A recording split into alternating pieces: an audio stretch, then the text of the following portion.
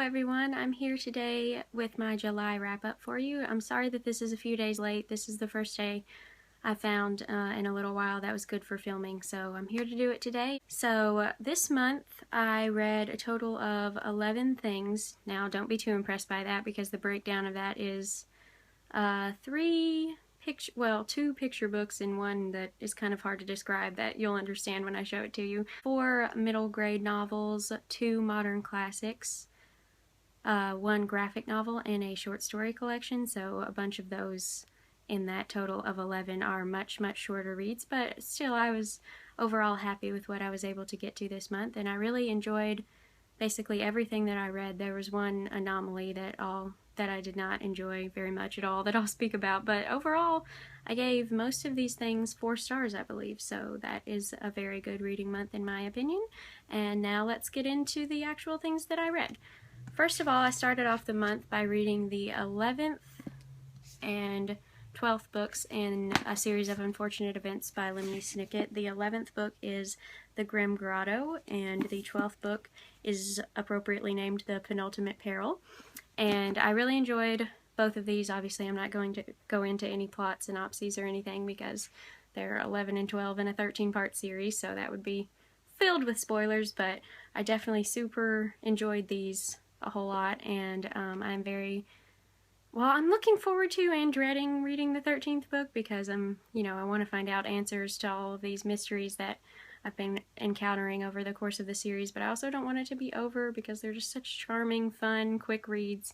I am probably going to read the last book in the series fairly soon, if not this month, and probably in September, because I'm kind of just itching to know how it all turns out. They were great additions to the series. I gave both of these 4 out of 5 stars, I believe, and I've noticed that they're getting a lot more emotional as you go along, which makes sense. You know, you're nearing the end of the series, so you're getting a lot more of the emotion in it. I feel like that's typical with a series when you get towards the end.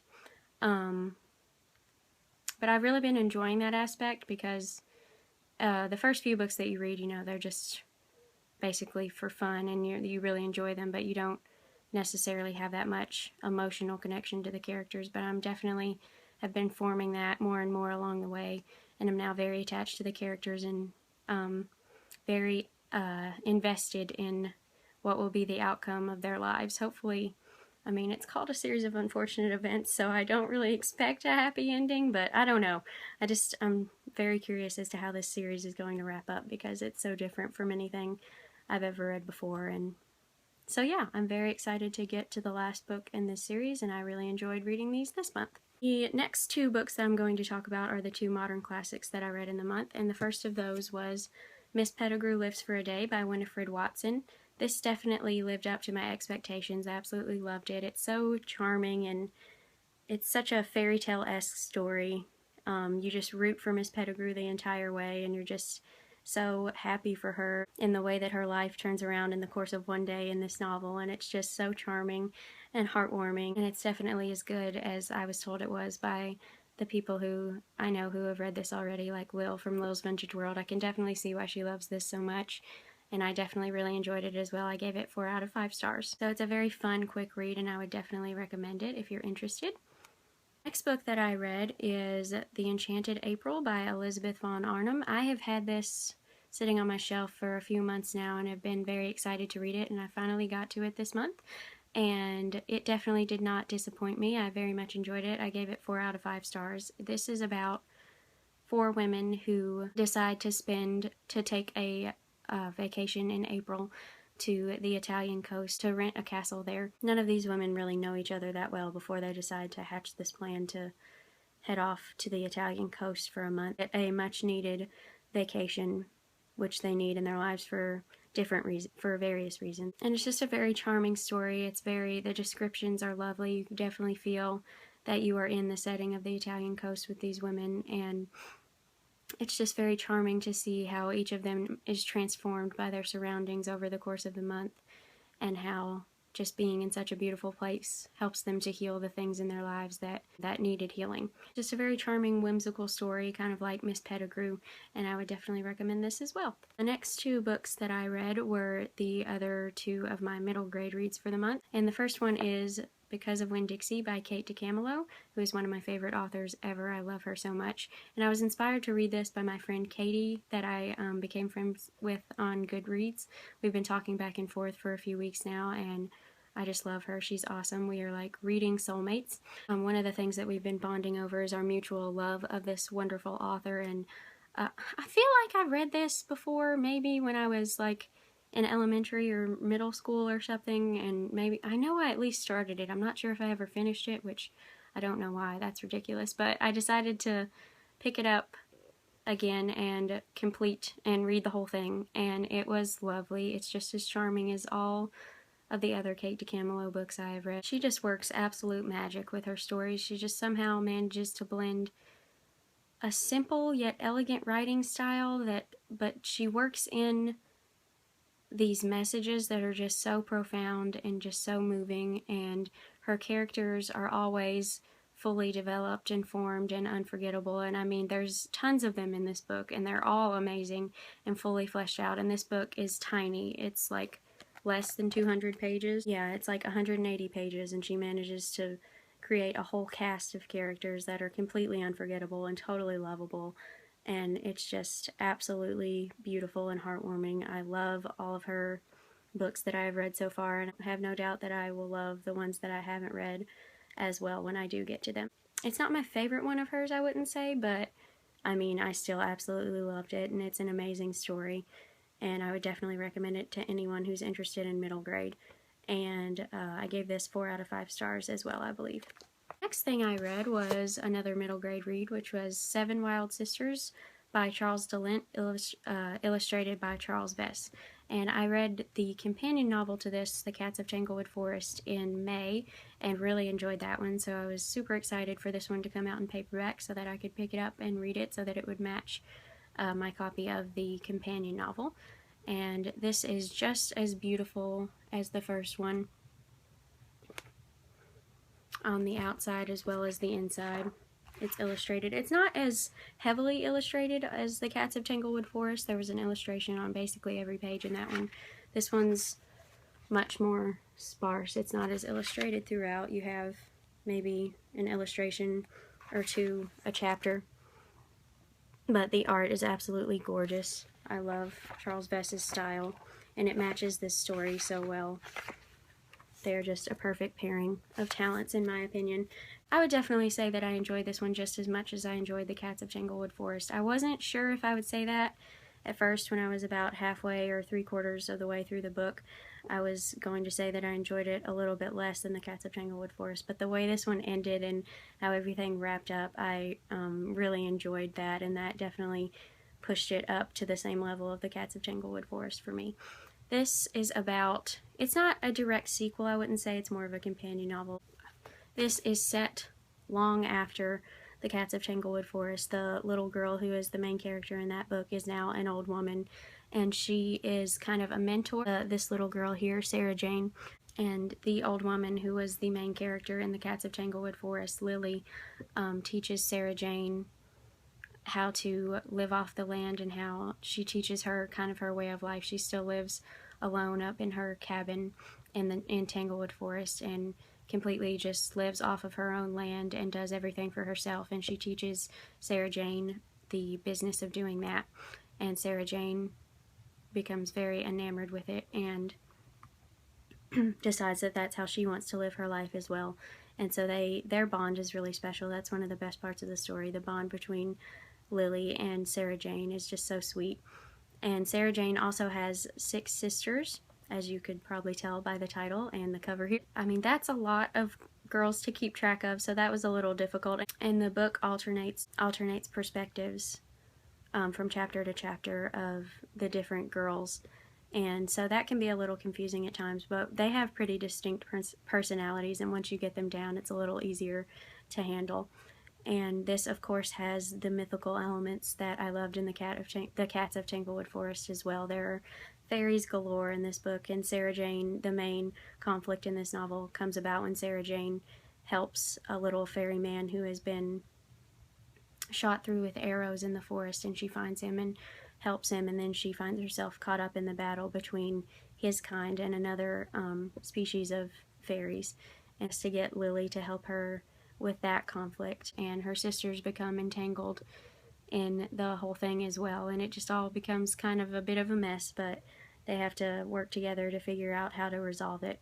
And so I really enjoyed this novel. These two companion books are just so atmospheric, and they're just something you can just get lost in the world and spend a whole day reading it. They just have such a homey, cozy feel to them, and they're so full of just folklore and magic that I just absolutely love them. And so I'm definitely looking forward to picking up. I don't know if they'll continue on with this companion series. It kind of nodded to the fact that they could at the end, but I don't know if they will. I would absolutely be overjoyed if they did. I would love that, but I'm not sure if this is it or if there's going to be more in the series. So I will definitely try to be researching that and finding out. But I definitely, even if they don't continue on with this series, I will definitely be picking up much more of Charles DeLint's work because I absolutely love his writing style. So I gave this 4 out of 5 stars, as I did the first book, The Cats of Tanglewood Forest, and I absolutely loved it, and I would really recommend that you pick it up.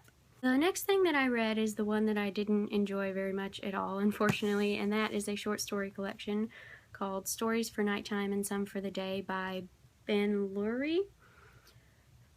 This I picked up because I've really been wanting to get into short story collections lately, and this one sounded really interesting. The short story collections that interest me the most are the ones that have like magical realism elements in them.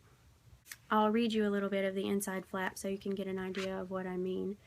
This collection of wry and witty, dark and perilous contemporary fables and tales is populated by people, and monsters and aliens and animals and inanimate objects, motivated by and grappling with the fears and desires that unite us all.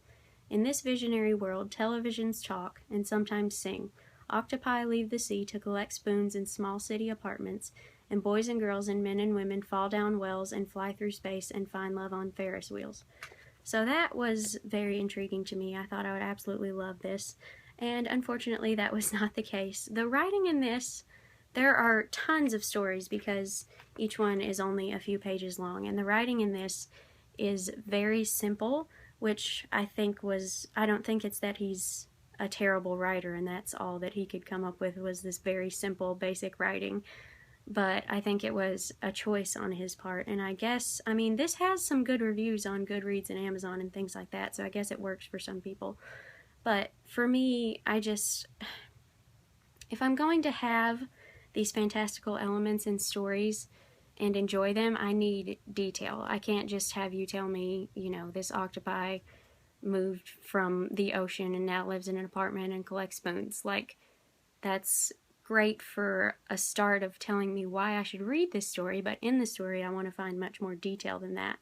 And in these stories you don't find much detail at all. And I got the feeling with almost everyone that I read that he was trying to represent some great, you know, mystery about human nature and, you know, the human condition and just these great secrets about life that we all experience at one point or another. And I got the feeling that he was trying to illustrate that with these fantastical stories. I could never really understand what he was trying to get to, what any of those great mysteries of the human experience were. Like, I would read the story and I would go, oh, this is interesting. I wonder, you know, what he's trying to say with this. But then I would get to the end and I would be like, what? I have no idea what you were going for there. And I don't know. I just really didn't enjoy them. This was not for me. Unfortunately, I gave it 2 out of 5 stars, I think. There were a couple of stories in here that I did really enjoy and that I really could see the meaning in and the point of them. Again, there are like 40 plus stories in here, and 1 or 2 out of those being something that I genuinely enjoyed is not near enough for me to actually enjoy this as a full collection or be able to recommend it. So, unfortunately, I didn't love it at all, didn't even really like it. Next thing that I have is a graphic novel called This One Summer by Jillian Tamaki and Mariko Tamaki. I really enjoyed this. I gave it 3 out of 5 stars, I think. The story wasn't as amazing as I was hoping it to be. It's a very quiet, slow story, which I enjoy very much. It's just, for some reason, I couldn't connect. I didn't find myself connecting with these characters as much as I had hoped that I would. The art style is absolutely breathtaking. It's all done in these purplish tones throughout, and it's gorgeous. I love it. There are sometimes, it's done in panels mostly like this, but sometimes there are like full page illustrations like this here. This is one of my favorites. It's absolutely gorgeous with the text just flowing right here. So it's absolutely gorgeous, and I'm definitely glad that I read it, and it was very good. I enjoyed it a lot. It was just not something that I connected with as much as I was hoping that I would, but I would recommend this. It is about these two girls, Rose and Wendy, who spend the summer at the beach with their families every year, and they've gotten to know each other through the years and become friends. And it follows just what they get up to throughout the summer, how they're kind of growing up and coming into their own. It's kind of a coming-of-age story of sorts. They're about 12 years old, I think.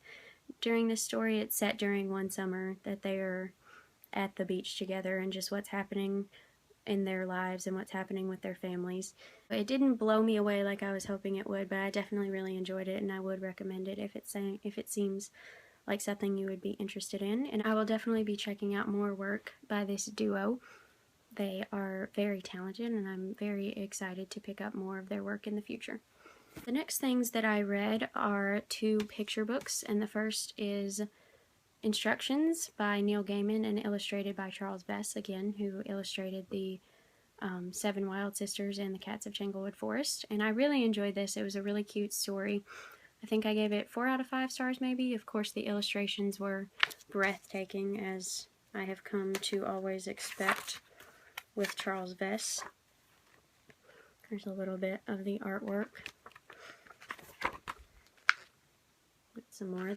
I'll read you the inside flap of this to give you a little bit of an idea of what it's about. It says, "Trust dreams, trust your heart, and trust your story.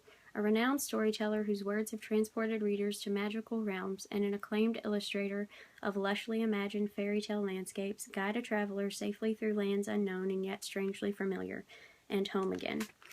So it's just telling our little traveler here what to do on his journey, the instructions for what he should do to travel safely on his quest there and home again. And so this is a very cute, charming read, and I would definitely recommend. The last picture book that I read was A Sick Day for Amos McGee by Philip C. Steed, with illustrations by Aaron E. Steed. And I absolutely adored this. It was wonderful. The illustrations were absolutely breathtaking, as you would probably expect with seeing the stamp for the Caldecott medal there on the cover. This is about Amos McGee, this adorable little man here who works at a zoo, and he's very close friends with all of the animals at the zoo, and bonds with them over different activities that they like to do together. And one day he has to take a sick day, and it's about how the animals react to that. It's definitely an adorable and heartwarming little story, and I'll show you some of the art. It's just absolutely breathtaking. This little Amos McGee is like just the cutest little man ever. And the animals are beautiful as well. They're beautifully illustrated. This is the elephant here. And the tortoise. And my favorite, the penguin, is this little guy right here with his little socks on. He's adorable. This is definitely an adorable, just classic children's story that I feel like everyone who enjoys picture books should definitely pick up. It is definitely a must-read, I think. And then the last thing I have here I probably should have showed with A Series of Unfortunate Events book that I read first in the month, but I kind of forgot about this. And that is a little companion to the story, the Beatrice Letters by Lemony Snicket. This is just a little collection. You open it up and there's a file right here with a little book of letters in it, which is a collection of letters between the Beatrice that all of the books in the series are dedicated to, and Lemony Snicket himself. And it just kind of, well, I was going to say it illuminates the story a little bit better, but it kind of just makes it more confusing. But it also comes with this poster here that you can fold out, and it has a scene from the story on it. And it's just letters, the correspondence between these two characters, and you kind of understand a little bit more about their relationship and their relationships with other characters in the story as well, but it also kind of just gives you more questions than it does answers, but I did enjoy it. There was one particular letter in this that Lemony wrote to Beatrice that was absolutely gorgeous. It has this whole, he's talking about how much he loves her and how much he'll always love her no matter what, and he lists all these different things that if this happens, I'll still love you, if this does, I'll still love you, blah blah blah, and it's just very well written and beautiful, and I really enjoyed that one especially. So I think this was released between the release date of the 12th and the 13th book, just as a little extra, a little companion to kind of, you know, get people excited about finding out what's actually going to happen in the last book in the series. So I definitely enjoyed this, and I'm glad that I own it. And that is all I read in the month of July. Let me know down below if you've read any of these books and what you thought of them, or if you're planning on picking any of them up. I hope you enjoyed this video, and I will see you in my next one soon. Thanks for watching. Bye.